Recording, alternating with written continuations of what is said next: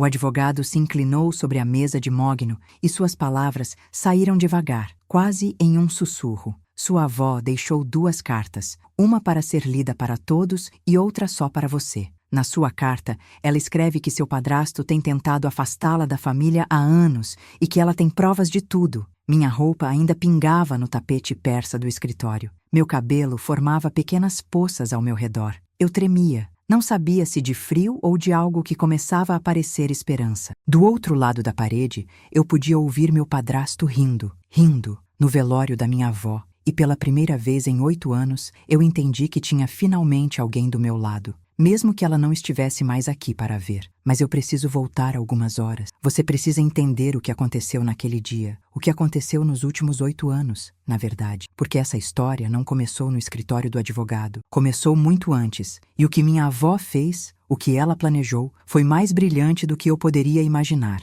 Meu nome é Marina. Tenho 29 anos. E até aquela manhã de sábado, 15 de abril, eu era conhecida como a neta problemática. A garota difícil. A que nunca se adaptou à nova família. A ingrata que não sabia apreciar tudo que Paulo, meu padrasto, fazia por nós. Essa era a narrativa. A história que todo mundo acreditava, até minha própria mãe. Eu tinha 11 anos quando meu pai morreu. Câncer de pâncreas. 6 meses do diagnóstico ao funeral. Minha mãe, Cecília, ficou destruída. Não só emocionalmente, financeiramente também. Papai era arquiteto, trabalhava por conta própria. Quando ele adoeceu, os projetos pararam. As contas não. Mamãe era professora de literatura em uma escola particular. Ganhava bem, mas não o suficiente para manter o padrão de vida que tínhamos. A casa, o carro, minha escola particular. As aulas de piano que eu amava. Paulo apareceu 2 anos depois. Engenheiro civil, dono de uma construtora média, viúvo também, sem filhos. Ele tinha 43 anos. Era bonito daquele jeito convencional, cabelo grisalho nas têmporas, sempre bem vestido, charmoso, principalmente com minha mãe. Ele a cortejou de um jeito que eu nunca tinha visto ninguém fazer. Flores toda semana, jantares em restaurantes caros, viagens de fim de semana. Mamãe floresceu de novo. Eu tinha 13 anos quando eles se casaram. Uma cerimônia bonita, discreta, apenas família próxima. Minha avó, Helena, mãe do meu pai, estava lá. Lembro do olhar dela quando Paulo fez os votos. Não era felicidade exatamente. Era algo mais próximo de preocupação disfarçada. Ela apertou minha mão durante a cerimônia e sussurrou: "Fique de olhos abertos, meu amor." Na época eu não entendi. Achei que era só ciúme de avó. Medo de me perder para uma nova família. Os primeiros meses foram bons. Paulo era atencioso. Perguntava sobre a escola. Elogiava minhas notas. Comparecia às apresentações de piano. Nós nos mudamos para a casa dele, maior, em um condomínio fechado. Mamãe parou de se preocupar com dinheiro. Tudo parecia perfeito. A mudança foi tão gradual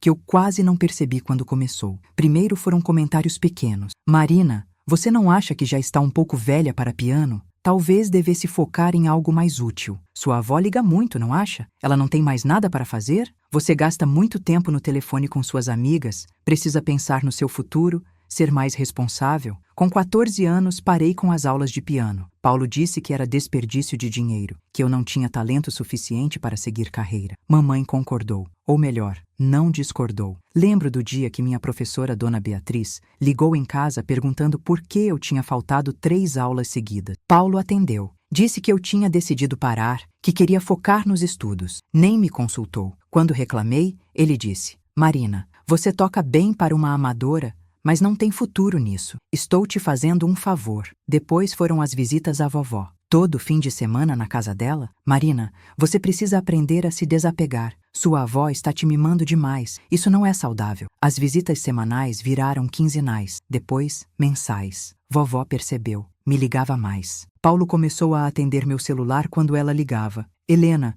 Marina está estudando. Não pode atender agora." Depois de um tempo, vovó começou a ligar apenas quando sabia que eu estava sozinha. Quando eu tinha 16 anos, Paulo já controlava quase tudo na minha vida. Que roupa eu podia usar? Isso é muito curto, muito chamativo, muito inadequado. O que os vizinhos vão pensar? Com quem eu podia sair? Aquela menina não é boa influência. A família dela não tem nossa postura. Que horas eu devia chegar em casa? 10 da noite é tarde demais para uma adolescente decente. 9h30, nem 1 minuto a mais. Minha mãe assistia a tudo calada. Quando eu tentava reclamar, ela dizia: "Paulo só quer seu bem, Marina. Ele é mais experiente, sabe como o mundo funciona. Com o tempo, eu parei de tentar. Aprendi que era mais fácil concordar, mais fácil ser invisível. Vovó Helena era a única que ainda me via, a única que percebia o que estava acontecendo. Nas raras vezes que eu conseguia visitá-la, ela segurava minha mão com força e dizia: "Você é mais forte do que pensa, meu amor. Não deixe ninguém apagar sua luz." E então começou a fazer perguntas específicas. Como Paulo te trata quando sua mãe não está por perto? Ele já te impediu de fazer algo que você realmente queria? Você se sente ouvida naquela casa? Eu respondia, às vezes chorando. Ela apenas ouvia e anotava. Na época, achei que era memória de idosa, mas não era. Era documentação. Aos 18, quando fui aprovada em jornalismo na Universidade Estadual, Paulo teve um ataque. Universidade pública? Jornalismo? Você quer ser uma esquerdista desempregada? Eu pago uma particular, você faz a administração e vem trabalhar na empresa. Pela primeira vez, eu disse não. Foi a primeira grande briga. Paulo gritou por 2 horas. Disse que eu era ingrata, que ele tinha investido em mim, que eu estava jogando tudo fora. Mamãe chorou, mas eu fui firme. Vovó tinha me dado dinheiro guardado para a matrícula. Seu pai teria orgulho, ela disse. Ele também escolheu o próprio caminho, contra tudo e todos. Foi aí que Paulo mudou de estratégia. Se ele não podia me controlar diretamente, me isolaria. Começou a fazer comentários na frente de visitas. Marina está numa fase difícil, adolescência tardia, sabe como é. Ela sempre foi meio rebelde, não aceita conselhos. Quando eu conseguia uma boa nota, ele diminuía. Jornalismo é fácil. Não é engenharia. Qualquer um passa. Quando eu ganhava um prêmio de reportagem na faculdade, ele esquecia de mencionar. Ou pior, dizia: "Que bom, Marina, mas prêmio estudantil não paga conta." O pior era quando tínhamos reuniões de família. Tios, primos, amigos dos meus pais. Paulo sempre encontrava um jeito de me humilhar sutilmente. Marina ainda não arranjou namorado. Acho que assusta os rapazes com tanta opinião. Olha, ela ganha uma bolsa ridícula de iniciação científica e acha que já é jornalista. Risadas educadas, olhares de pena. E eu, engolindo a raiva, sorrindo forçadamente, contando os minutos para poder sair. Vovó notava, sempre. Depois desses eventos, ela me ligava. "Não acredite nas palavras dele, Marina. Ele está com medo de você." "Medo de mim? Ele me odeia, vó." "Não é ódio, querida. É medo. Você é inteligente, independente. Ele não consegue te controlar. Homens como ele odeiam o que não controlam." Ela fazia uma pausa. "E sabe o que faço com homens assim? Documento cada palavra, cada ação. Um dia, a verdade importa. Quando eu tinha 23 anos, formada, trabalhando em um jornal local, conheci Rafael, fotógrafo, freelancer, alma livre. Nos apaixonamos rápido. Ele era tudo que Paulo odiava, criativo, despreocupado com status, feliz com pouco. E ele me via, realmente me via. Não a Marina problemática. Não a Marina que tinha que provar seu valor. Apenas Marina. E isso era libertador. Paulo detestou imediatamente. Um fotógrafo, ele mal consegue se sustentar. Você pode fazer melhor, Marina. Muito melhor. Um médico, um advogado, alguém com futuro. Mas dessa vez eu não cedi. Rafael me fazia feliz. Me fazia lembrar quem eu era antes de Paulo. Me fazia rir. Me fazia sonhar. Namoramos por 3 anos. Morávamos juntos há 2 quando Paulo descobriu que estávamos pensando em casar. Ele explodiu. Disse que não daria 1 centavo para o casamento. Que se eu me casasse com aquele vagabundo,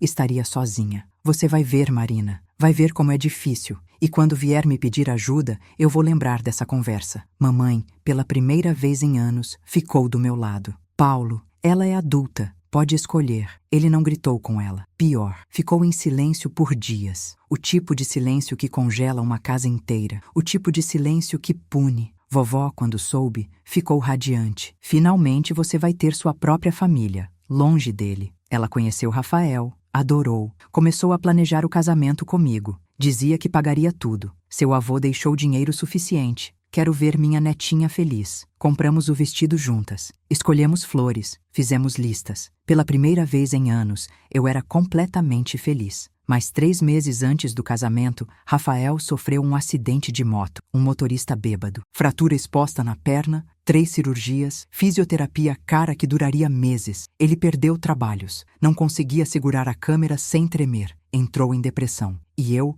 tentando cuidar dele, trabalhar, pagar contas, segurar tudo sozinha, comecei a afundar. Pedi ajuda a Paulo uma vez, uma única vez. Um empréstimo de R$ 5.000 para pagar a fisioterapia do Rafael. Eu pagaria de volta, com juros, se quisesse. Só precisava de ajuda naquele momento. Não, simples assim. Ele estava jantando, cortando um bife, nem olhou para mim. Eu avisei que ele não prestava, que você estava cometendo um erro. Agora você lida com as consequências das suas escolhas. Mastigou, engoliu. Afinal, você é adulta, não é? Pode se virar sozinha. Mamãe abaixou os olhos para o prato. Não disse nada. E naquele silêncio, naquele consentimento mudo, algo quebrou dentro de mim. Não era só sobre o dinheiro. Era sobre família, sobre estar sozinha quando mais precisava de apoio. Vovó ajudou. Claro que ajudou. Pagou 6 meses de fisioterapia. Comprou remédios. Mas mesmo assim, o peso foi demais. Rafael e eu terminamos 8 meses depois. Não por falta de amor, por exaustão. Ele se mudou para o interior, viver com os pais, se recuperar longe de tudo que lembrava o acidente. Eu fiquei, quebrada, sozinha, com dívidas e um coração que não sabia como consertar. Paulo não disse, eu avisei, não precisou. O sorriso de canto de boca, quando me viu mudar de volta para a casa dele e da minha mãe, disse tudo. Bem-vinda de volta, Marina. Sua antiga quarto está do jeito que você deixou, como se fosse gentileza, como se não fosse vitória. Eu tinha 27 anos e estava de volta ao começo, morando com eles, trabalhando no jornal, mas mal conseguindo pagar as dívidas que acumulei, tentando salvar meu relacionamento. Paulo voltou a me controlar. Horários, perguntas sobre onde eu ia, comentários sobre minhas roupas, como se eu ainda fosse adolescente, como se eu nunca tivesse saído. Vovó estava ficando mais frágil, tinha 84 anos, diabetes, pressão alta, artrite, mas a mente estava afiada como sempre. Eu a visitava sempre que podia, às vezes escondido de Paulo. Ela perguntava sobre minha vida,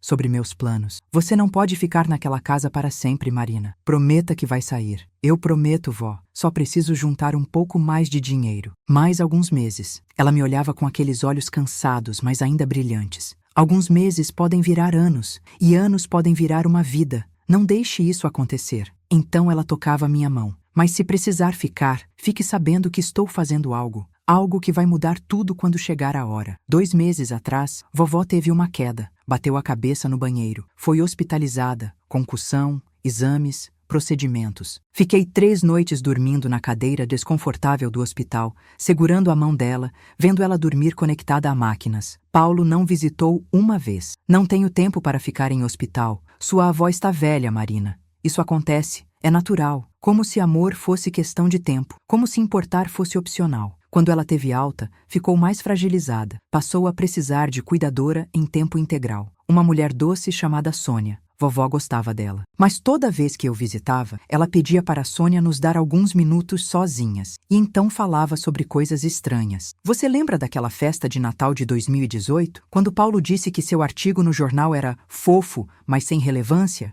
Lembro, vó. Gravei. Tenho a conversa inteira gravada. Também tenho a de 2019, quando ele disse que você nunca conseguiria um emprego de verdade. E a de 2020. E todas as outras. Na última vez que a vi consciente, uma semana antes de morrer, ela segurou minha mão com força surpreendente. Os dedos finos, mas determinados. Marina, escute. Guardei muitas coisas. Prestei atenção em cada detalhe. Quando eu partir, você vai entender. Confie no Dr. Mendes. Ele sabe o que fazer. Ele tem tudo. Seus olhos se encheram de lágrimas. Me prometa que vai usar, que vai se libertar, que não vai desperdiçar o que eu fiz. O que você fez, vó? Justiça. Ela sorriu. Justiça do jeito que seu avô me ensinou. Paciente, documentada, irrefutável. Ela morreu na terça-feira de manhã, 7h43. Derrame. Foi rápido, disseram. Sem sofrimento. Sônia estava com ela. Disse que vovó acordou, sorriu, disse, finalmente vou ver meu amor de novo,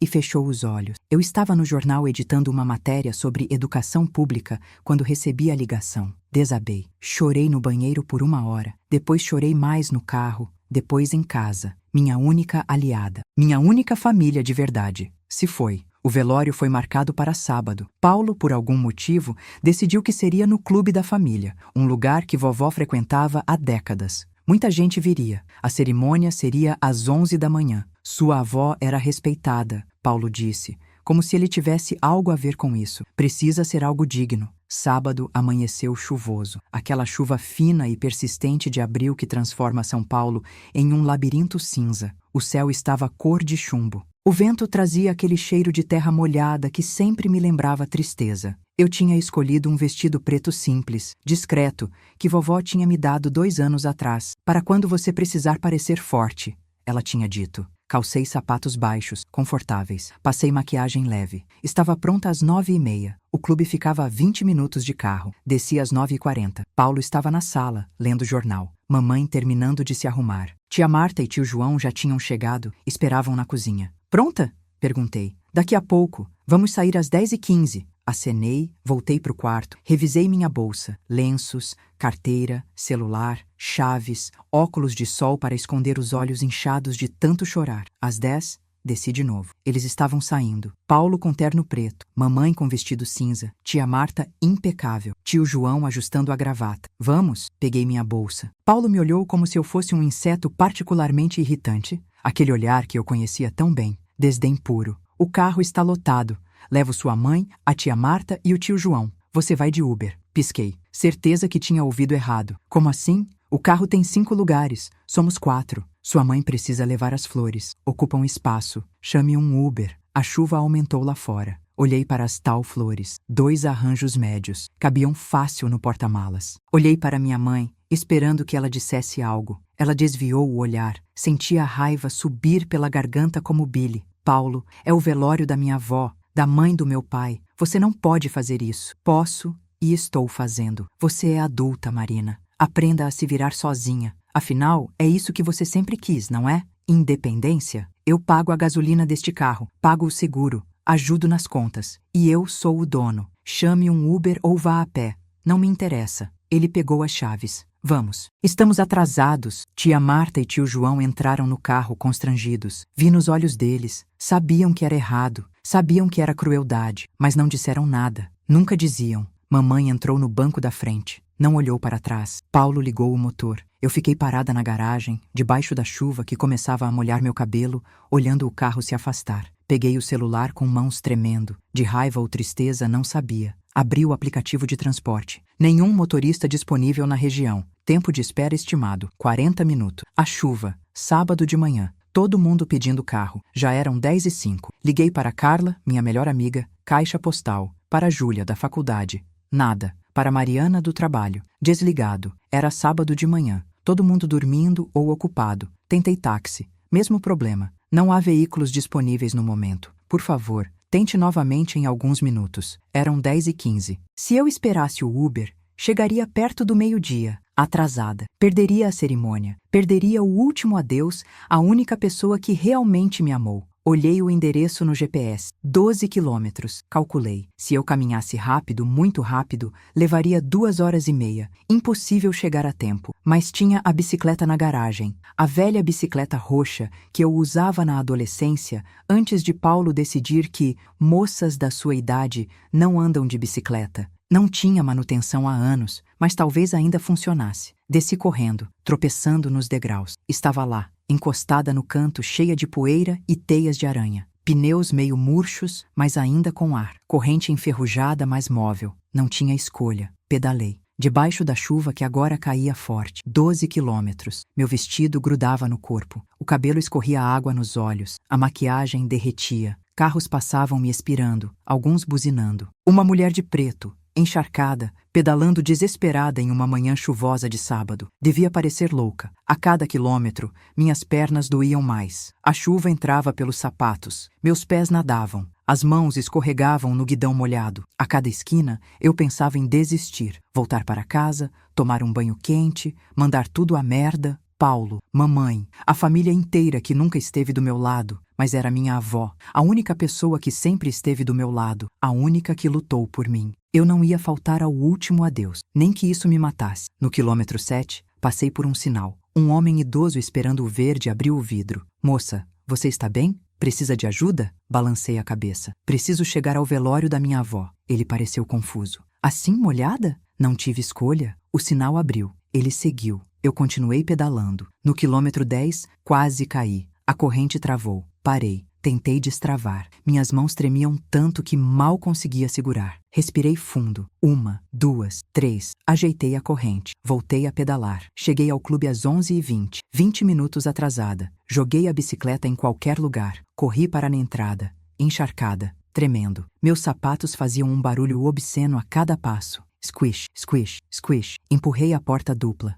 O silêncio foi ensurdecedor. 200 cabeças viraram. 200 pares de olhos me julgando. A cerimônia tinha começado. O padre parou no meio da frase. Todo mundo me olhando. Vendo a neta problemática chegando atrasada, parecendo um rato molhado, pingando água no carpete caro, no velório da própria avó. Vovó estava no caixão aberto, rodeada de flores brancas enormes, caras, pelo menos 200 pessoas, família, amigos, conhecidos, os rostos que eu conhecia desde criança, todos ali, todos me olhando com aquela mistura de pena e reprovação. Paulo estava na primeira fileira. Ele me viu e sorriu. Aquele sorriso mínimo, de canto de boca que ele achava que ninguém mais via. Mas eu via, sempre via. Como se dissesse, eu sabia que você não conseguiria se comportar. Sempre soube. Pessoas sussurravam, nem tentavam disfarçar. Que falta de respeito. Chegando assim, toda molhada. Não podia ter se arrumado direito? Sempre foi problemática, desde pequena. Helena deve estar revirando no caixão. Minha mãe olhava para o chão como sempre. Tia Marta balançava a cabeça, reprovadora. Tio João me olhava com algo que parecia compaixão,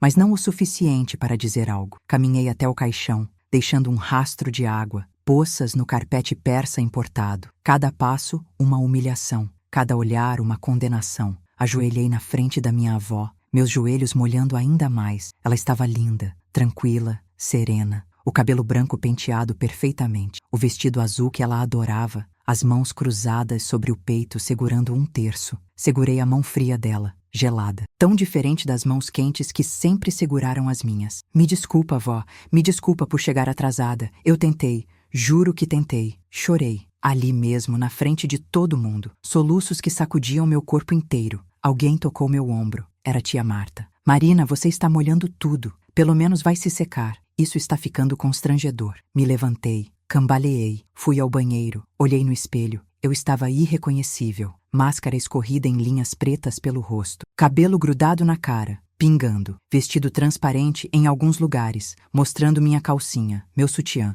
Parecia uma louca. Parecia exatamente o que Paulo sempre disse que eu era. Problemática, inadequada, errada. Me sequei o melhor que pude com papel toalha. Torci o cabelo, limpei a máscara do rosto, tentei salvar a dignidade. Não tinha como. Fiquei ali, olhando meu reflexo, pensando em todas as vezes que Paulo me fez sentir assim, pequena, envergonhada, errada. Quando voltei, o padre estava começando a cerimônia de novo. Olhou para mim com reprovação, mas continuou. Como estava dizendo, Helena Carvalho foi uma mulher de fé, de família. Sentei no fundo, longe de todo mundo, na última fileira, perto da porta, caso quisesse fugir. Ouvi o sermão sobre vida eterna, sobre deixar legados de amor, sobre a certeza do reencontro no paraíso. Quis gritar. Vovó deixou legado de amor, sim, mas para mim. E eu estava ali, humilhada mais uma vez, sendo julgada por pessoas que não faziam ideia do que eu tinha passado para chegar, que não sabiam que tinha pedalado 12 quilômetros debaixo de chuva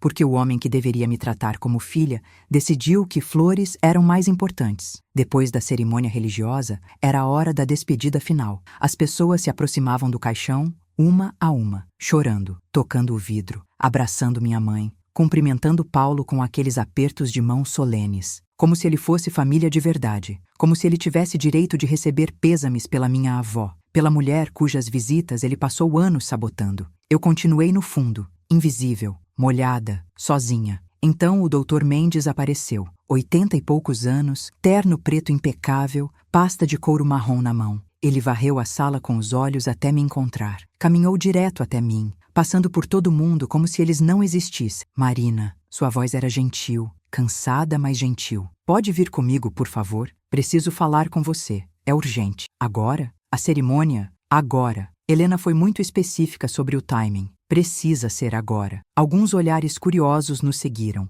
Paulo franziu a testa. Levantou como se fosse interromper, mas Dr. Mendes o ignorou completamente. Seguiu o advogado até uma sala lateral, uma biblioteca pequena, com poltronas de couro verde escuro e cheiro de livros velhos e charutos caros. Ele fechou a porta com cuidado, trancou. Indicou uma poltrona. Sentei, ainda pingando. Ele abriu a pasta. Sua avó me pediu para entregar isto a você. Hoje, exatamente agora, logo após a cerimônia, mas antes da leitura pública do testamento. Ele tirou 2 envelopes. Um branco, lacrado com cera vermelha antiga. Outro pardo, maior, pesado, com o peso de verdades. Este, ele mostrou o branco, é uma carta pessoal, apenas para você. Este, o pardo, contém documentos. Sua avó passou os últimos 8 anos compilando evidências. Evidências? Minha voz saiu rouca, quebrada. Do comportamento do seu padrasto, de tudo que ele fez com você. Ela documentou cada humilhação, cada manipulação,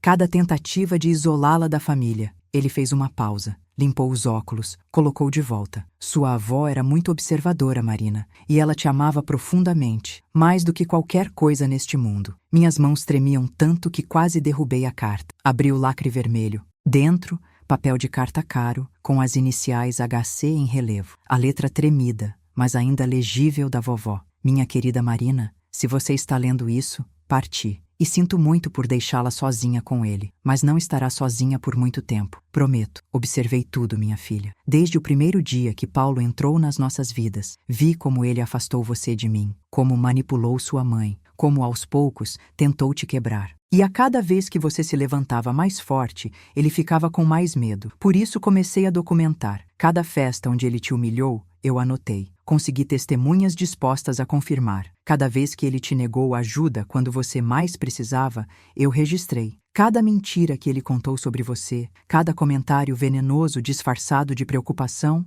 eu gravei. Tenho conversas, vídeos, documentos, tudo. Mas o que Paulo não sabe, o que ninguém além do Dr. Mendes e eu sabíamos, é que também investiguei a vida dele, profundamente, e descobri coisas, Marina, coisas que ele guardou por anos, fraudes, dinheiro público desviado, documentos falsificados, uma vida inteira construída sobre mentiras. No envelope pardo está tudo, provas suficientes para destruir a reputação dele, para mandá-lo para a cadeia se você quiser, mas essa escolha é sua, sempre foi. Eu apenas te dei as armas. Como usá-las depende de você. Também estou deixando minha herança para você. Toda ela. A casa onde você passava as tardes tocando piano. As economias que seu avô e eu juntamos durante 50 anos de casamento. Os investimentos. Tudo que construímos. São 420 mil reais em dinheiro e investimentos. Mais o apartamento de 3 quartos no Jardins, que vale outros 600 mil. É seu. Cada centavo. Cada tijolo. Mas tem uma condição. Uma carta minha será lida para a família agora, logo depois que você sair dessa sala. Nessa carta, eu deixo claro que você é minha única herdeira e explico, na frente de todos, por quê. Cada razão, cada humilhação que presenciei, cada silêncio cúmplice que vi. Use as informações como quiser, meu amor, para proteção, para justiça, para vingança, se precisar. Mas saiba que sempre soube que você era forte, mais forte que todos eles juntos, mais forte que imaginavam. Não deixe ninguém mais apagar sua luz. Você é a filha que eu nunca tive, o legado que escolho deixar, com todo o meu amor eterno, vovó Helena PS. Sei que ele fez algo hoje, não sei o que, mas sei que fez. Paulo não consegue resistir a uma última crueldade, mas dessa vez foi a última, porque depois disso, Marina saberá de tudo, e Paulo vai pagar. Lágrimas corriam pelo meu rosto, misturando com a chuva que ainda molhava minha pele. Dr. Mendes esperou em silêncio respeitoso. Quando terminei de ler, olhei para ele através da visão embaçada. Ela sabia que ele ia fazer isso hoje. Não sabia? Não me deixar ir no carro. O advogado sorriu tristemente. Sua avó me disse, 3 dias antes de morrer, Paulo vai humilhá-la no meu velório. É a natureza dele. Ele não consegue resistir a uma última crueldade, especialmente quando ela está vulnerável. Mas dessa vez será a última, porque depois disso, Marina saberá de tudo, e terá poder, e escolhas, e futuro. Abri o envelope pardo com mãos ainda tremendo. Dentro, pilhas de documentos organizados meticulosamente por datas e categorias. Fotos, gravações de áudio transcritas palavra por palavra, vídeos em pendrives identificados, contratos, extratos bancários. Tudo catalogado como se vovó fosse investigadora profissional. Eu vi fraude fiscal de pelo menos 2 milhões de reais, desvio de dinheiro de obras públicas municipais, superfaturamento em contratos com a prefeitura. Paulo tinha construído sua fortuna, sua construtora, sua vida inteira em cima de corrupção sistemática. E vovó tinha provas de tudo. cada nota fiscal falsa, cada propina disfarçada de consultoria, cada centavo roubado. Mas o que mais me chocou foi a última pasta. Casamento com Cecília. Dentro, um relatório de investigador particular contratado por vovó. 20 páginas, fotos, certidões. Paulo não era viúvo. A esposa estava viva. Sandra Cristina Martins. Vivendo em Curitiba com uma filha de 20 anos chamada Júlia. Ele nunca tinha se divorciado. Nunca tinha nem iniciado o processo. Tecnicamente, legalmente, era bígamo. Meu casamento com Rafael. O relacionamento que ele sabotou. A vida que ele destruiu. Enquanto ele mesmo era um mentiroso, um farsante, um criminoso. O que eu faço com isso? Perguntei. Minha voz era um sussurro. O que sua avó esperava que você fizesse? Justiça, do seu jeito, no seu tempo. Ela não queria vingança, Marina. Queria que você tivesse escolha, poder, controle sobre sua própria vida pela primeira vez em 8 anos. E a carta para a família? Será lida daqui a 5 minutos. Todos estão esperando no salão principal. É tradicional, após o velório, ler testamentos quando há disposições importantes. Sua avó insistiu que fosse hoje, na frente de todos, que Paulo ouvisse, que sua mãe ouvisse, que todos que ficaram em silêncio ouvissem. Respirei fundo, sequei as lágrimas. Olhei para minha roupa ainda úmida, para meus sapatos destruídos, para as mãos tremendo segurando a maior arma que eu já tive, o maior presente, a maior prova de amor. Então vamos lá, vamos dar à vovó o que ela queria, verdade, na frente de todos. Voltamos ao salão. Todo mundo estava sentado em fileiras organizadas, como se esperassem uma apresentação ou um julgamento. Paulo estava na frente com minha mãe, tia Marta e tio João ao lado, primos, amigos, conhecidos, todos ali. Paulo me viu voltando, e seus olhos brilharam com algo entre curiosidade e irritação, como se eu estivesse atrapalhando, como sempre. Dr. Mendes subiu em uma pequena plataforma improvisada, ajeitou os óculos, limpou a garganta, abriu outro envelope, olhou para a audiência. Dona Helena deixou algumas palavras a serem compartilhadas com a família. Ela pediu especificamente que fossem lidas aqui, hoje, na frente de todos. Ele começou a ler, sua voz firme apesar da idade. Meus queridos, vivi 84 anos plenos. Amei profundamente, perdi dolorosamente, superei sempre. Criei meu filho maravilhoso, Augusto, que partiu cedo demais e deixou um buraco que nunca fechou. Mas ele me deixou o maior presente possível. Minha neta, Marina. Observei Marina crescer. Vi ela perder o pai aos 11 anos. Vi ela tentar se adaptar a uma nova realidade que não pediu. E vi como, nos últimos 8 anos, foi sistematicamente humilhada, diminuída e quase destruída por um homem que deveria protegê-la como filha. Paulo Henrique Martins nunca foi família. Foi um invasor, um manipulador, um homem que viu uma viúva vulnerável e uma menina órfã e decidiu que poderia controlá-las, moldá-las, usá-las. Ele conseguiu controlar Cecília, minha pobre nora, que trocou a filha por segurança financeira, mas não conseguiu controlar Marina. Por isso tentou destruí-la. Por isso deixo a ela toda a minha herança, cada centavo que juntei. Cada propriedade que possuo, tudo que construí com meu falecido marido em 50 anos de trabalho e amor. Porque Marina merece. Porque Marina sobreviveu. Porque Marina é mais forte que todos vocês que ficaram em silêncio vendo a crueldade acontecer. Cecília, minha nora, eu te amei como filha, mas você escolheu um monstro em vez da sua própria filha. Escolheu conforto em vez de coragem. Espero que isso te assombre todos os dias que te restam. Paulo, você nunca enganou ninguém além de si mesmo. Homens pequenos sempre tentam destruir o que é grande. Você falhou. Marina está viva, forte, livre e agora, com recurso. E para o resto da família, vergonha. Vergonha por cada vez que riram das piadas cruéis dele. Vergonha por cada vez que julgaram Marina em vez de defendê-la. Vergonha por cada silêncio cúmplice. Que minha morte sirva de lição. Quem ama, protege. Quem protege, age. Quem fica em silêncio é cúmplice. Marina, meu amor, seja livre, seja feliz, seja tudo que sempre soube que você era. Até breve, Helena. O silêncio foi absoluto. Você poderia ouvir corações batendo, respirações presas, o mundo parando, rostos pálidos, bocas abertas, olhos arregalados. Paulo estava vermelho, tremendo visivelmente, as mãos apertando os braços da cadeira até os nós dos dedos ficarem brancos. Mamãe chorava silenciosamente, os ombros sacudindo. Dr. Mendes continuou, agora com o tom legal e impessoal. Os bens de Dona Helena Carvalho dos Santos, avaliados em R$ 1.020.000 entre dinheiro, investimentos e propriedades, foram deixados integralmente para sua neta Marina Helena Costa. O testamento foi registrado em cartório há 3 semanas, foi testemunhado por 3 pessoas independentes, e a testadora passou por avaliação psiquiátrica completa, atestando plena capacidade mental. O documento é incontestável por lei.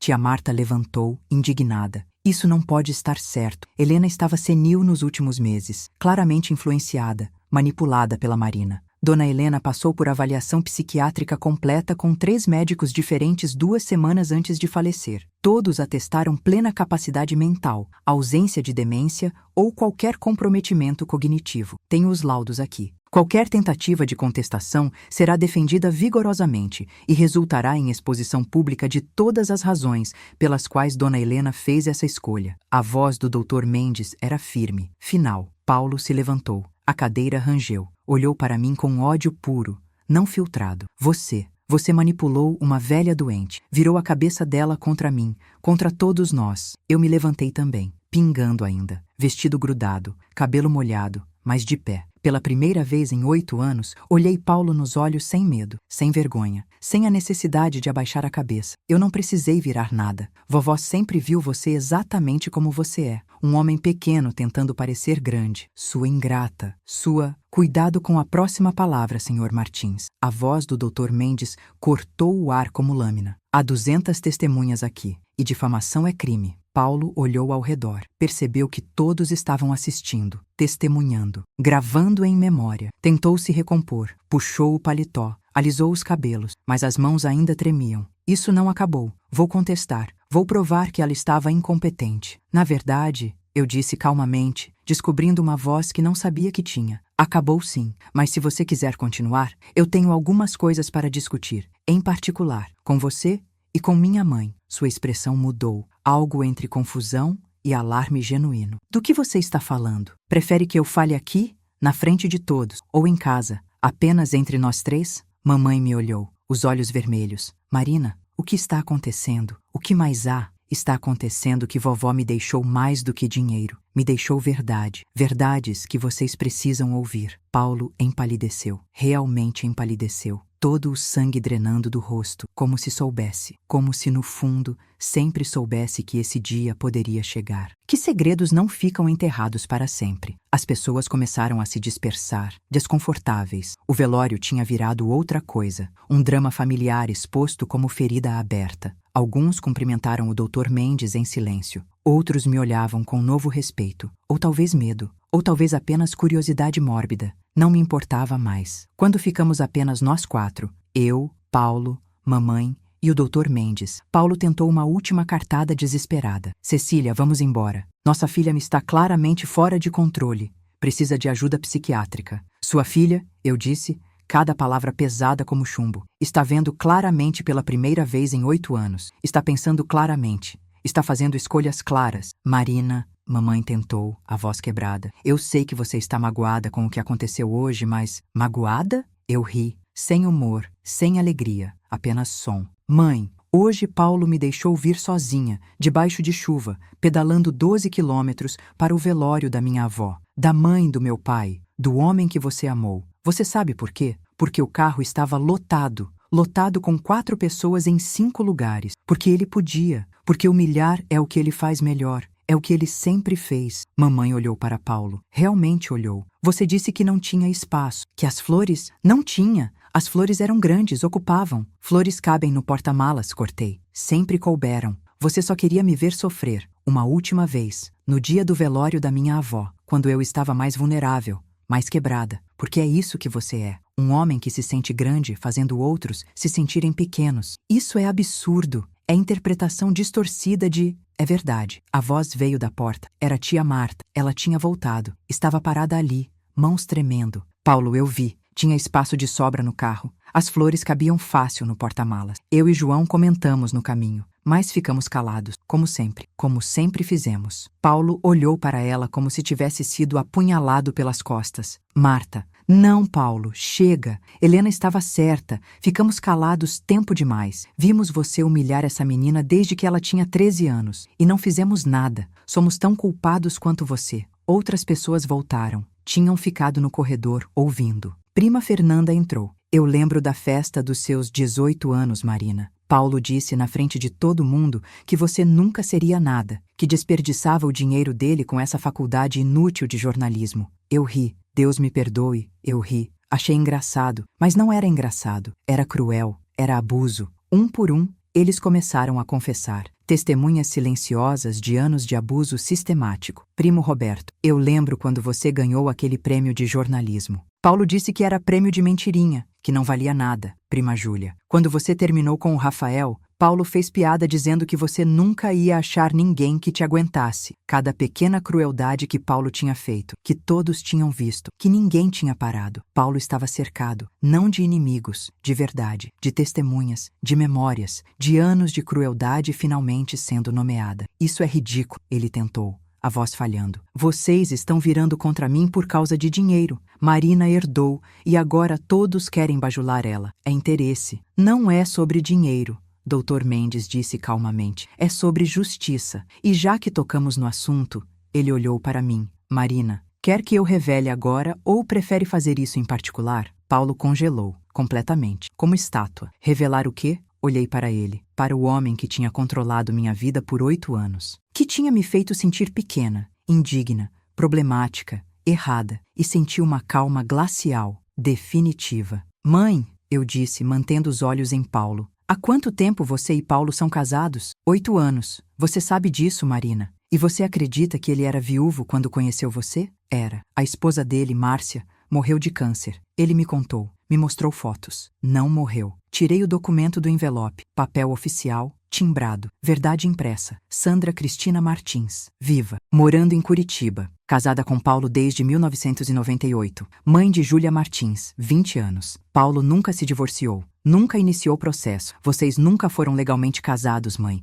Ele é bígamo. Criminoso. O silêncio voltou. Mais diferente. Pesado, chocado, sufocante. Mamãe pegou o documento com mãos tremendo. Leu, releu. Passou os dedos sobre as palavras como se pudesse mudá-las. Olhou para Paulo. Isso é mentira, ele disse. Mas sua voz falhou, quebrou. Manipulação. Documento forjado. Tenho certidão de casamento original dele com Sandra, de 15 de março de 1998, registrada em cartório de Curitiba, nunca dissolvida. Tenho fotos dele visitando Curitiba nos últimos 5 anos, sempre no mesmo fim de semana do mês. Tenho transferências bancárias. Ele sustenta 2 famílias, mãe, nós e eles, durante 8 anos. Paulo? A voz da minha mãe era um sussurro destruído, quebrado. Paulo, isso é verdade? Ele não respondeu. Não podia. A verdade estava escrita em seu rosto, no silêncio, na forma como não conseguia olhar para ela. Mas tem mais, continuei. Estava no piloto automático agora. 8 anos de dor, humilhação, silêncio forçado virando combustível. Paulo desviou 3,5 milhões de reais de obras públicas entre 2019 e 2024. Superfaturou contratos com a prefeitura. Usou empresas fantasma registradas em nome de laranjas. Vovó tinha tudo documentado. Cada nota fiscal falsa. Cada propina disfarçada de consultoria. Cada conta bancária, offshore, em paraísos fiscais. Tirei outro documento. Mais pilhas. Mais verdade. Mais crimes. E usou o dinheiro para quê? Para bancar um estilo de vida que impressiona, para comprar respeito, para parecer bem-sucedido, respeito que ele nunca mereceu, sucesso que ele nunca conquistou honestamente. Paulo tentou falar, mas nada saiu. Tia Marta cobriu a boca. Primos recuaram, criando distância física, como se crime fosse contagioso. Então aqui está o que vai acontecer, eu disse, e minha voz estava firme como nunca esteve na vida. Você vai sair da casa da minha mãe. Hoje, agora, vai levar suas coisas e vai embora, vai procurar um advogado, vai se preparar para o divórcio e vai torcer, vai rezar para que eu não entregue essas provas de fraude para a Polícia Federal. Porque se eu entregar, Paulo, você passa os próximos 10 anos na cadeia. Você não tem coragem, você é fraca, sempre foi. Não tenho? Você acabou de me fazer caminhar 12 quilômetros na chuva para humilhar-me no velório da minha avó. a mulher que me criou quando você tentava me destruir, que me amou quando ninguém mais amou. Você realmente, genuinamente acha que eu não tenho coragem? Silêncio. Pesado. Definitivo. Saia da minha vida. Saia da vida da minha mãe. Desapareça. Ou eu destruo você. Não com raiva. Não com vingança. Com documentos. Com provas. Com a verdade que vovó passou 8 anos colecionando meticulosamente. Paulo olhou ao redor. Para os rostos julgando. Para minha mãe, agora chorando abertamente. Para o doutor Mendes, impassível. Para mim, de pé, encharcada, mas inquebrantável. Isso não vai ficar assim, ele disse finalmente. Voz fraca, derrotada. Tem razão. Vai ficar pior para você. A cada dia que passar. A cada vez que tentar me ameaçar. A cada movimento contra mim ou contra minha mãe. Porque eu tenho tudo. E você não tem nada além de mentiras desmoronando. Além de crimes sendo expostos. Além de 2 famílias descobrindo a verdade. Ele saiu. Andou rápido, quase correndo, como se fugisse. E era exatamente isso. Fuga, covardia, o que sempre foi. Mamãe desabou em uma cadeira, soluçava, corpo inteiro sacudindo. Eu me aproximei, ajoelhei na frente dela, o vestido molhado fazendo barulho. Mãe, me desculpa, eu não queria que você descobrisse assim, na frente de todo mundo. 8 anos, ela sussurrou. 8 anos de mentira. 8 anos onde eu escolhi ele em vez de você, minha própria filha. Eu sei. Você sabia? Antes de hoje? Não. Vovó investigou sozinha. Ela me protegeu até do conhecimento, até eu estar pronta, até ter poder suficiente para fazer algo. Ela sempre foi mais sábia que todos nós. Mamãe tocou meu rosto, dedos frios, tremendo. E eu fui tão cega, tão covarde. Ele é bom em manipular. É o que ele faz. Não, eu escolhi não ver, porque era mais fácil. Porque você me lembrava seu pai. E doía tanto. Então deixei Paulo afastar você. Deixei ele te machucar. Deixei ele destruir nossa relação. Sou tão culpada quanto ele. Não é. Sou, Marina. E vou carregar isso para sempre. Cada dia, cada memória. Vou lembrar que fiquei em silêncio enquanto minha filha sofria. Choramos juntas. Ali, no salão vazio, no velório de vovó. Choramos por 8 anos perdidos. Por dor que poderia ter sido evitada. Por uma família quebrada que talvez pudesse ser remendada. Devagar, com tempo, com honestidade brutal. Dr. Mendes tocou meu ombro gentilmente. Preciso voltar ao escritório. Vou iniciar o processo de transferência dos bens. Leva alguns dias, algumas semanas. Burocracia. Mas Marina, você é oficialmente uma mulher de R$1 milhão. Use com sabedoria. Use como Helena queria. Vou usar para recomeçar, para viver. É exatamente o que sua avó queria. Vida, liberdade, escolha. 3 semanas depois, sentei em um café nos Jardins, longe da casa de Paulo, longe da humilhação, longe de tudo que tinha sido minha vida. Mamãe tinha pedido o divórcio no dia seguinte ao velório. Paulo não contestou. Sabia que não tinha como ganhar. Sabia que qualquer movimento resultaria em exposição total. As provas de fraude eu guardei, como seguro, como arma guardada. Se ele tentasse prejudicar mamãe no divórcio, se tentasse reivindicar algo que não merecia, eu entregaria tudo para a Polícia Federal. Ele sabia. Por isso ficou quieto. Por isso aceitou tudo. Sandra, a primeira esposa, entrou em contato 3 dias depois. Tinha visto nas redes sociais, amigos em comum. Pobre mulher. Também tinha sido enganada. Também tinha sofrido. Também tinha acreditado nas mentiras. Ficamos amigas. Júlia, a filha, era doce, inteligente, inocente em tudo aquilo. Estudava medicina. Sonhava em ser pediatra. Era tudo que Paulo nunca incentivou em mim. Usei parte do dinheiro da herança, R$100 mil, para abrir uma ONG. Para mulheres vítimas de abuso psicológico, para ajudar outras Marinas a encontrarem suas vozes, suas forças, suas verdades. Chamei de Projeto Helena, em homenagem, em gratidão. Mamãe vendeu a casa que tinha com Paulo. Comprou um apartamento pequeno de 2 quartos, só dela. Começou terapia 3 vezes por semana. Estávamos reconstruindo nossa relação, devagar, com honestidade, com perdão difícil, mas possível. Rafael me mandou uma mensagem 2 semanas depois. Tinha visto nas redes sociais. Queria saber se eu estava bem. Conversamos, tomamos café, conversamos mais. Talvez houvesse futuro ali, talvez não. Mas pela primeira vez eu tinha escolha, poder, voz. Sentada naquele café, vendo a chuva fina em São Paulo, tão parecida com aquela de abril, lembrei do dia do velório, de chegar encharcada, humilhada, julgada, de ser vista como problemática, inadequada, errada. E lembrei do peso do envelope pardo nas mãos, do amor de uma avó que nunca desistiu, que lutou por mim mesmo depois de morrer, que me deu armas, poder, futuro. Paulo sempre me disse que eu nunca seria nada sem ele, que eu era fraca, dependente, problemática, uma carga. Ele estava errado. Eu era tudo que vovó sempre disse que eu era: forte, resiliente, merecedora de amor, respeito, dignidade, capaz. E agora, finalmente, eu acreditava. Levantei a xícara de café. Brinquei mentalmente à vovó, onde quer que estivesse. Obrigada por nunca parar de acreditar. Obrigada por documentar a verdade quando ninguém mais via. Obrigada por me dar as armas para lutar. Obrigada por me amar quando era mais fácil não amar. Obrigada por me ver. Lá de onde ela estivesse, eu sabia que estava sorrindo. Sabia que estava orgulhosa. Sabia que estava em paz finalmente. Sabendo que eu estava livre. A chuva continuava caindo lá fora, mas eu estava seca, quente, segura. Em um café que escolhi, com café que paguei com dinheiro que mereci, vivendo uma vida que era finalmente, completamente minha, e livre. Finalmente, completamente, irreversivelmente livre. Paulo tentou me controlar por 8 anos, tentou me quebrar, me diminuir,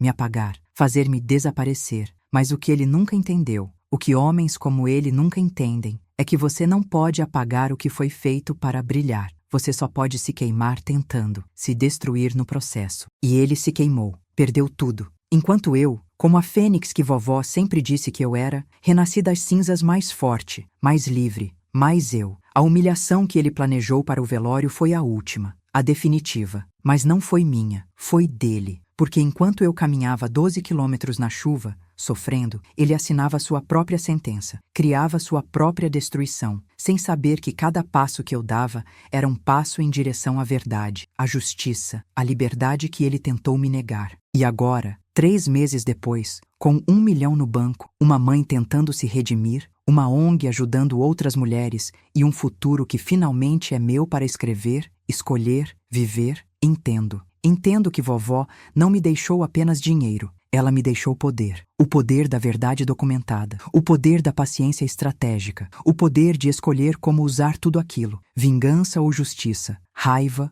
ou liberdade. Eu poderia ter destruído Paulo completamente, entregado todas as provas, mandado prender, arruinado financeira e socialmente, destruído como ele tentou me destruir, mas escolhi algo melhor. Escolhi deixá-lo viver sabendo que uma mulher que ele julgava fraca segurava o destino dele nas mãos e escolheu misericórdia, não por ele, mas por mim, porque raiva consome, vingança corrompe, mas justiça, verdadeira justiça, liberta. E eu estava livre, completamente, finalmente, irreversivelmente livre. Muito obrigada por assistir até aqui. Se esta história tocou você de alguma forma, se você viu um pouco da sua história refletida na minha, por favor, deixe um like e se inscreva no canal. E nos comentários, me conte, você já passou por algo parecido? Como lidou? Conseguiu sair? Seus comentários significam tudo para mim. Mais histórias impactantes como esta, histórias de superação, de justiça, de liberdade conquistada, já estão na sua tela. Clique em uma agora e não perca a melhor parte. Você vai amar. Nos vemos na próxima.